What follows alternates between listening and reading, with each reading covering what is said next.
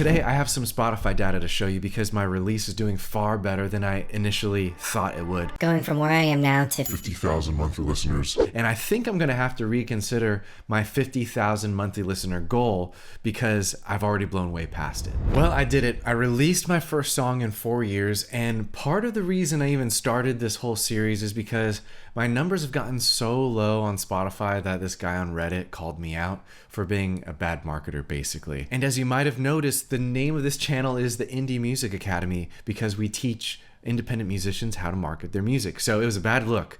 And the last time I put music out was back in 2022 around the COVID time. Back in my last video, I showed you how I was still getting hundreds of listeners per week, even though I hadn't released any music for years and years. And that's because the algorithm was continuing to feed my music to brand new people and return listeners over and over again. So honestly, that was a really good result from the marketing that I did years ago. But honestly, my situation was really similar to a lot of the situations my clients are in when they come to me. And I've already developed a system that I've been using with my clients to blow up their Spotify, get them a lot more streams, trigger the algorithm.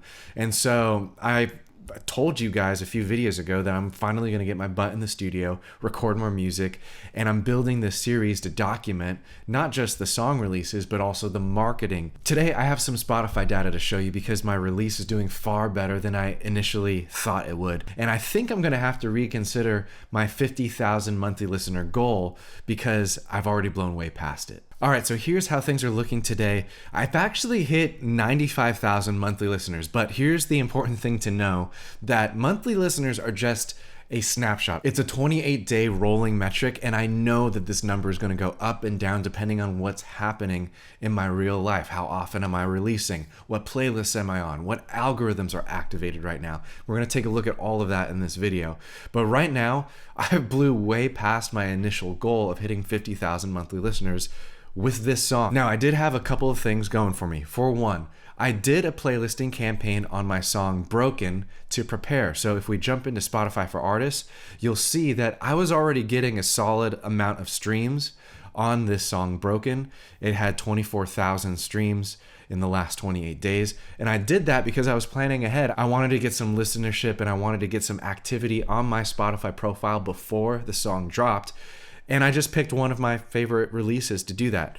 It also is the most similar to this release. So Broken is kind of like a pop EDM song, and Medicine is also a pop EDM song. And they both have DJs that featured on the track too. What I mean by that is if you look at my Spotify, both of those tracks are collabs with the DJ. So this song Medicine released just last week, and it triggered a bigger algorithm. It got on Release Radar, it got on Spotify Mix, it triggered almost every algorithm. And the funny thing about this new release is I've only done one marketing campaign so far. I haven't even gotten around to the others. I've done some social posting on Instagram, but nothing has gone viral, and I didn't expect it to. The only thing that drove these streams so far has just been one marketing campaign and the algorithm that popped off. So let's take a deep dive into the analytics for this track. So here it is, you could see, bam. Now let's break down the sources of streams to see what the algorithm did.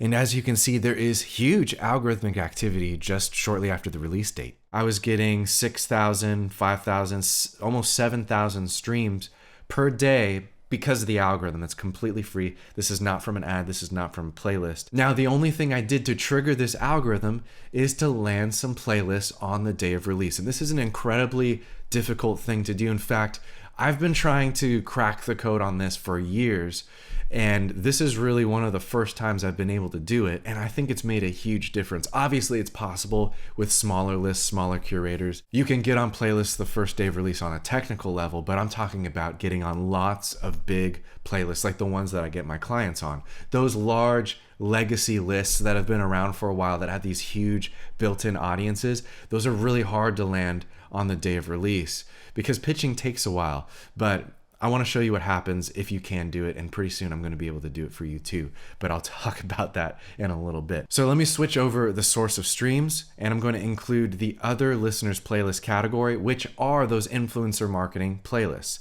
And so you'll see right here, huge spike in traffic getting on those lists. And of course, playlists are temporary. Getting on a playlist is borrowing someone else's traffic. That's how it works. And that's how all marketing is. If you don't own the traffic, you borrow the traffic. And so you could see that at this point right here, I'm actually getting more streams from the algorithm than I am from the playlist. Let me actually zoom in really quick to make this even better. Right here, this green line is the influencer marketing campaign, and then this pink line is the algorithm, free streams from Spotify. So at that point there, just a couple days ago, the traffic sources actually swapped, and the algorithm was my biggest source of streams for this new release. And this was part of the new thing that I tried, front loading the playlists, activating it on the day of release. But I just want to focus on the fact that the result of this happening was a massive amount of streams and a high number of monthly listeners during this period. Now, those are the strengths of this type of traffic, but as I've been saying for years, every traffic source results in a different outcome. Every traffic source is different. So what do playlists and algorithm really suck at? It's profile follows, it's song saves. Playlist ads are fine usually with playlists. And so you could see that the weakest metric in this whole release is my song saves. I mean, the song saves did go up. I mean, you can see that there are song saves, but I could get these results with a meta ad as well, and I might even get better results with a meta ad. The thing that social media advertising really is bad at is getting streams. So combining them both together, which is the topic of a future video, is how I'm going to fix that. And that will continue to help the growth of the track, because my goal is to have permanently high monthly listeners due to the algorithm being active and to having repeat listeners. And so the playlists, they really did a great job of activating the algorithm. In fact, I haven't had an algorithm activate this large in quite some time. And playlists are fantastic at doing that. I also want the repeat listenership, and playlists are weaker at that. That's when doing a meta ads campaign. Like on our website, we have a service called Spotify Follower Growth Ads, where we specifically grow the engaged follower base on your Spotify. And that's the second thing that's going to help with this permanently high monthly listenership. But overall, I'd say that the first week of this song release was a success, especially because the radio algorithm is the top traffic source out of anything. So the playlists aren't driving this, the algorithm's actually driving this, which is actually quite rare. I would not expect every song that I write to have the same marketing performance. That would be dumb to assume that. But as you can see, the radio algorithm, Spotify mixes, just these alone are driving over 30,000 streams just in the first week because the song's only been out for a week. And then these influencer marketing lists, as I showed you in the streaming analytics, they were front loaded, but then the algorithm took over. So these lists were absolutely great placements. And yes, some of them are Spanish speaking, because I don't care what language you speak if you're a Spotify listener. What I care about is if you like the song and if you stream enough to trigger the algorithm, and that absolutely happened. So it's about listener quality, not the geography. Getting global streams can help trigger the algorithm in your local country, and I'll prove it to you. So here's the song again, and I got on playlists. Some of them were Spanish speaking, some of them were English speaking, but let's filter by source of streams, and we're only going to look at the algorithm, okay? Because what I just said is that getting global streams helps your local algorithm, right? So here's the algorithm. And what I'm going to do is first, I'm going to filter by Brazil, which is a fantastic country to market to on Spotify, but it's Spanish speaking. And the algorithm triggered in Brazil, basically like 684 people at the peak. Okay, cool. Even though those Spanish speaking playlists probably had Brazil as the top country. Now let's look at the algorithm in the United States. And this is going to prove my point here, that after I filter this, the algorithm in the United States triggered nearly the exact same amount as in Brazil. Actually more, technically, about 100 streams more. So the algorithm is activating broadly across the entire world, which is fantastic because Spotify is a global app. If you're an artist wanting to get streams on Spotify, it's unreasonable to think that for some reason Spotify would behave differently than YouTube or Instagram or TikTok, right? All of those other social media apps are a global audience. So why wouldn't Spotify be? Why would Spotify not show your stuff if you don't live in that country, right? So once again, here's Brazil. The peak is 684, and then the United States had a peak of 757.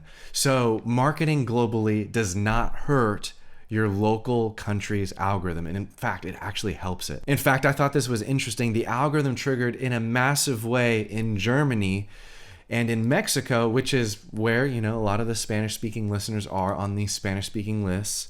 Let's search for Mexico. The algorithm triggered a lot lower, like it barely cracked 200 streams on one day, right? So Germany, United States, I looked at the UK earlier, Canada, all of those countries are getting the algorithm push, even though these top playlists might have Spanish titles. So was this campaign a success or not? I think so, except for the follower stat. And I already knew this going in.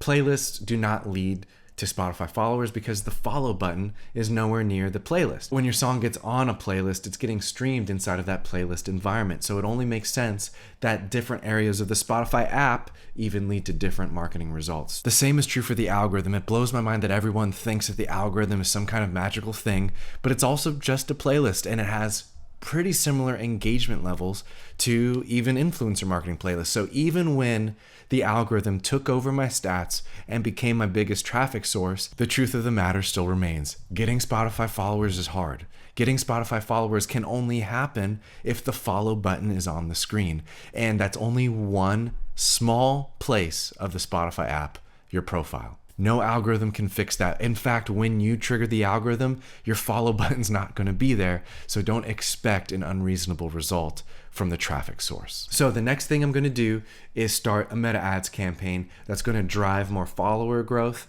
and more engaged listeners. But I already checked off the first goal on my marketing list, which was triggering the Spotify algorithm. I did that in a massive way thanks to playlists. If you have any questions, or if you feel that I need to cover any specific stat in more detail, drop a comment below. And if you haven't seen my first video where I overview my whole marketing plan for this song, go ahead and click right here where you can see exactly what I'm going to do to promote this song with all of the best marketing techniques available today for musicians.